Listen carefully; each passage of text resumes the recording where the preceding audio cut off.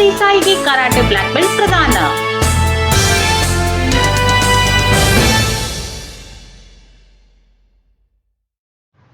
ಬೆಳಗಾವಿ ಚಿಕ್ಕ ವಯಸ್ಸಿನಲ್ಲಿ ಆತ್ಮರಕ್ಷಣಾ ಕಲೆ ಕರಾಟೆಯಲ್ಲಿ ನೈಪುಣ್ಯತೆ ಸಾಧಿಸಿರುವ ಬೆಳಗಾವಿಯ ಪ್ರತಿಭೆ ವಚನ ಬಸವರಾಜ್ ದೇಸಾಯಿ ಇವರಿಗೆ ಬ್ಲಾಕ್ ಬೆಲ್ಟ್ ಪ್ರದಾನ ಮಾಡುವ ಕಾರ್ಯಕ್ರಮ ಇಲ್ಲಿಯ ಕುಮಾರ ಗಂಧರ್ವ ರಂಗಮಂದಿರದಲ್ಲಿ ಇತ್ತೀಚೆಗೆ ಜರುಗಿತು.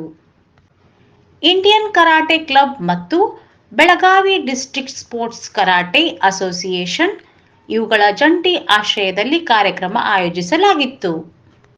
ಕರಾಟೆಯಲ್ಲಿ ಬ್ಲಾಕ್ ಬೆಲ್ಟ್ ಪಡೆಯುವುದು ಸುಲಭವಲ್ಲ. ಅದಕ್ಕಾಗಿ ಸುಮಾರು 5-6 ವರ್ಷಗಳ ನಿರಂತರ ಸಾಧನೆ ಬೇಕು. ಕರಾಟೆಯಲ್ಲಿ ಬ್ಲಾಕ್ ಬೆಲ್ಟ್ ಎನ್ನುವುದು ಕೊನೆಯ ಮತ್ತು ಶ್ರೇಷ್ಠ ಹಂತ ಎನ್ನಲಾಗುತ್ತದೆ.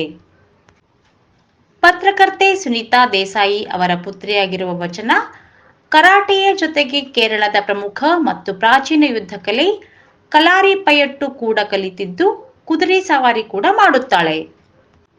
ಕಾರ್ಯಕ್ರಮದಲ್ಲಿ ಮಾತನಾಡಿದ ಇಂಡಿಯನ್ ಕರಾಟೆ ಕ್ಲಬ್ ಅಧ್ಯಕ್ಷ ಗಜೇಂದ್ರ ಕಾಕತೀಕರ್ ಅವರು ವಚನಾಳ ಪರಿಶ್ರಮ, ಕರಾಟೆ ಕುರಿತಾದ ಶ್ರದ್ಧೆ ಮತ್ತು ನಿರಂತರ ಅಭ್ಯಾಸವನ್ನು ಶ್ಲಾಘಿಸಿದರು. ಕರಾಟೆ ತರಬೇತುದಾರ ವಿಠಲ್ ಭೋಜ್ಗಾರ್ ಅವರ ಬಳಿ ವಚನ ತರಬೇತಿ ಪಡೆದಿದ್ದಾರೆ. ಕನ್ನಡ ಮತ್ತು ಸಂಸ್ಕೃತಿ ಇಲಾಖೆಯ ಉಪನಿರ್ದೇಶಕಿ ವಿದ್ಯಾವತಿ ಭಜಂತ್ರಿ, ಸಿಪಿಐಗಳಾದ ಜೆಎಂ ಕಾರ್ಲಿ ಮಿರ್ಚಿ, ಜಾವೇದ್ ಮುಷಾಪುರಿ ಮಾತನಾಡಿ ವಚನಾಳ ಸಾಧನೆ ಕೊಂಡಾಡಿದರು.